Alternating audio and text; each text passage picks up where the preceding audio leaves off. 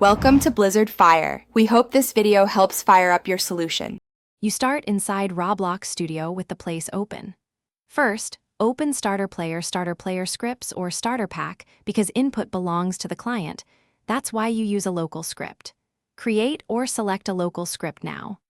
Once done, require the user input service at the top of your script so you can listen for key presses. This immediate setup prevents lag and permissions issues later. Make sure your local script runs on the client so key events map reliably during playtesting. Next, you will detect and remap keys. Use user input service, connect to input began and filter by enum. User input type. Keyboard. Create a mapping table where keys like enum. Key code.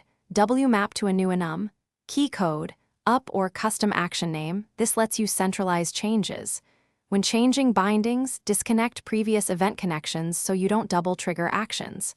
Also, implement debounce and context checks, like typing in a text box, so remapped keys don't interfere with UI or chat. To finish, apply changes and run thorough tests.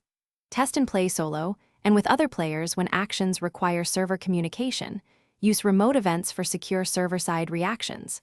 Move your binding table to a module script to make edits simple and consistent across places. If keys do not respond, check that the script is a local script in Starter Player, verify you aren't focused on a text box, and ensure event connections aren't overwritten. One key troubleshooting tip. Print debug from input began to confirm the key data reaches your script. Thanks for watching. If you found this helpful, don't forget to like and subscribe.